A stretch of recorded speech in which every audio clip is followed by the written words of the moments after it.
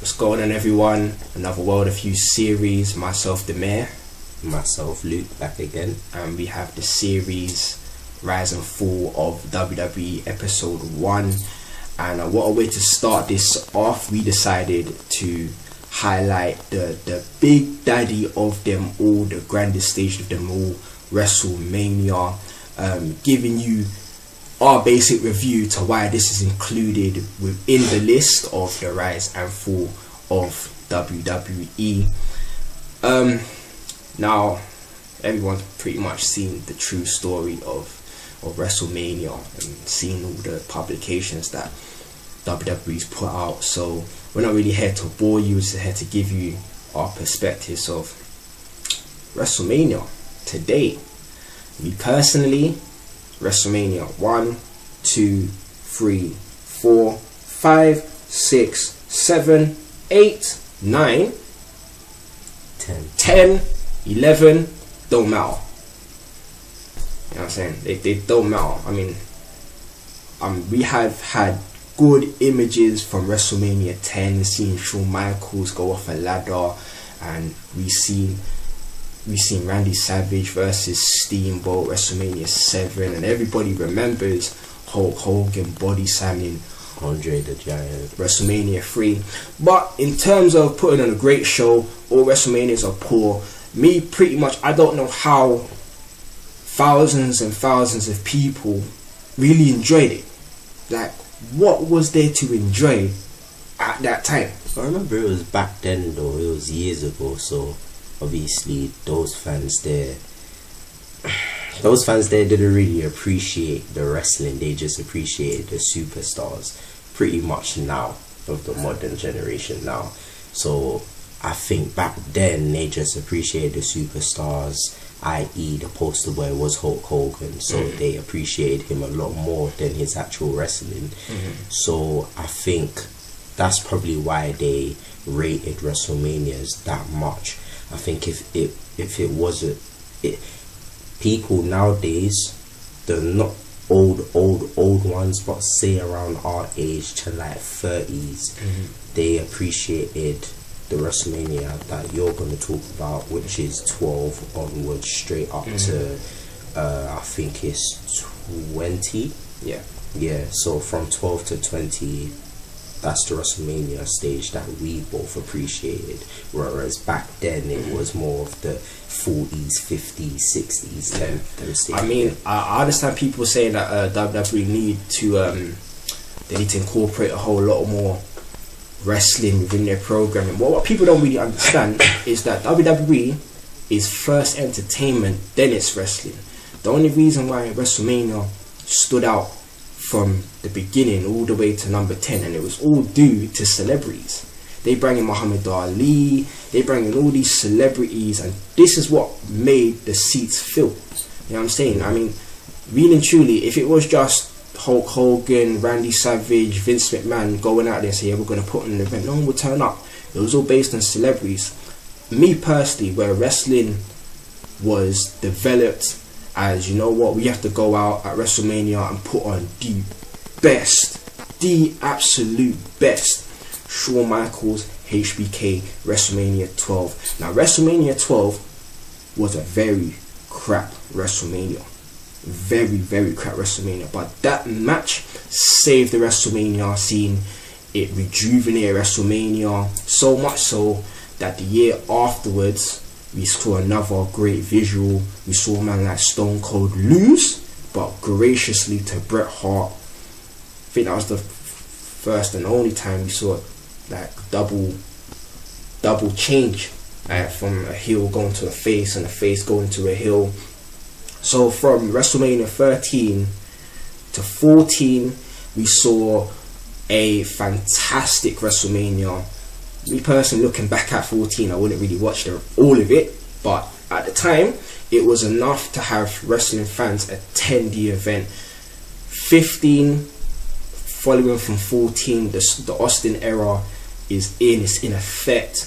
First time you had Stone Cold facing The Rock, spectacular. 16, which is WrestleMania 2000, dawning in the new century. Again, it was another great WrestleMania. Now, would I watch all of it? Probably not. It was a good way to usher in new young talent. Yeah. New young talent for future WrestleMania, such as 17, 18. 17 and 18 will always be my best WrestleManias. But it was a good way to usher in new talent, new tag teams, new single competitors as well. That era was just a brilliant era. A plethora of nice talent, young hungry guys, learned their trade, knew how to wrestle, not just entertain but wrestle, because that's what WWE should be about, is wrestling. When they knew how to wrestle. So that was a brilliant way to usher in a new era, which was WrestleMania 15. So yeah, WrestleMania 13, if I say 13, WrestleMania 17, 18 was spectacular because the focus wasn't on celebrities. Even though I'm pretty sure that, looking back at it, they obviously had a few in attendance, but the matches spoke for themselves when you actually look at it. WWE dropped the ball at 19, and the only thing that really saved 19 was HBK's return to WrestleMania and the fact that this was Stone Cold's last match. Other than that, WrestleMania was a flop. In my opinion, the fact that you make Undertaker a veteran, even at that time, you make him like a mid-carder for the night, even though he won. That was the era where WWE was truly putting their hopes and dreams on Brock Lesnar, and we all know what happened when you do that. However, WrestleMania, from the flop that was 19, in my eyes, was rejuvenated. WrestleMania 20, what a brilliant WrestleMania that was. I mean, from start to stop, energetic, Madison Square Garden, so ain't no complaints there. WrestleMania 21, RIP Eddie Guerrero, you know what I'm saying, you and Rey Mysterio put on a classic. WrestleMania 21 was nice. We saw Randy Orton come out of that shell against the perfect person, The Undertaker, making moves. WrestleMania 22, I have a hard time remembering that, you know. I believe it was Mark Henry versus Undertaker, so I'm a bit 50-50 when it comes to that WrestleMania. 23, 24, average WrestleManias. They were great, averagey. So the last good WrestleMania in my eyes was WrestleMania 26, where it was filled with superstars. It was filled with decent promos, decent coming ups to the matches, decent storylines were being told. The ending of Shawn Michaels' career, everything about the WrestleMania was fantastic. Out there in Phoenix, Arizona, the nice desert scene, everything about that WrestleMania was fantastic. The stage was so large, the stadium just looked large in visuals. And me personally, that was the last good WrestleMania. Now, I know a whole lot of people are going to say, well, what about WrestleMania 28? Now, I do think that WrestleMania 28 was a good WrestleMania, don't get it wrong. However, WrestleMania as we know it, or as we knew it, died. It died with WrestleMania 27 when you base one guy around the entire event, and that person is The Rock. You made The Rock host WrestleMania and you put Miz in the main event. Bad mistake. No one to this day remembers 27. Nobody wants to remember 27. It was a waste of time. 27, there was no more Money in the Bank. Yeah, for real. Best thing about that night was Triple H versus The Undertaker, and in my eyes, that match was even all that. No, the Hell in a Cell one was much better. It was much better. Much better. So when it comes to 29, I wasn't a fan of 29. I wasn't that much of a fan of 28. Even 28 was kind of good. 29 was average. It was like they're going back. Yeah. WrestleMania 30 was a joke. Yeah. WrestleMania 30 was a joke, and I'm not just saying it because the streak got beaten. And I don't really care, but the WrestleMania was a joke. Again, fair enough. Even though they gave Daniel Bryan his moment, WrestleMania was for Daniel Bryan.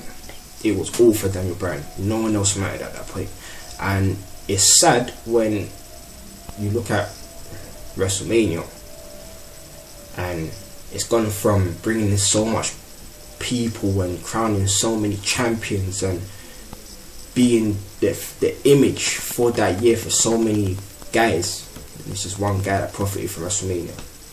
Two guys, I should say. One guy is injured and the current guy is employed by WWE, but he doesn't have to appear anywhere. He has a title. You already know his name. He is Brock Lesnar, Wasteman. After WrestleMania 31, he'll go back to UFC, and you'll scratch your head and wonder, why did they make him beat Undertaker's streak? But that is my take on WrestleMania as it is. My people from WrestleMania 30 have been done. When WrestleMania 30 was over, which it was on the 6th of April, my birthday is on the day after, I phoned him, let him know that I am finished. WrestleMania is dead. My best WrestleMania probably be along with 80% of the true wrestling fans. WrestleMania 17 is going to take a lot for WWE to make another WrestleMania 17, even to make another WrestleMania 26. It's going to take a lot. Yeah, because nowadays they just rush it. They rush it now. They rush it, and it's like Vince is on panic mode. Like, he has to get the best superstars to come in, and like these part-time guys, and these part-time guys are taking the spot from mans like Cody, mans like Dolph, that's been there for 7-10 years, and they deserve their spot. And these part-timers come in and take their spot away. Like, I can imagine how they feel. Like, they must be vexed, and the fact that you can't speak out and say something because your job will be on the line, it must be hard for them. I can't lie. And it shows when you put on an event that's meant to be the granddaddy of them all, you know, and you want to showcase talent and wrestling ability, but you know, most matches are rushed. For example, the Shields match never made sense to me. That was like 5 minutes. That didn't make sense to me. You know, obviously the Undertaker streak, that didn't make sense to me. I was just discussing it earlier with Demir, saying that, you know, you didn't really have to break the streak. If anything, if WWE planned it right, then the right person to have broken the streak should have been Randy Orton when they fought each other. But he didn't do that. So if anything, let man retire the streak.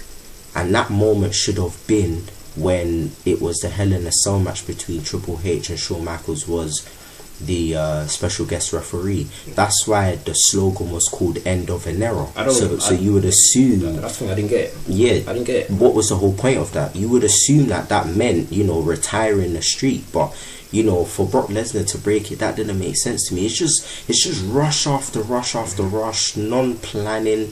I'm really interested to see what's going to happen next year, because it most likely will be a rush thing again.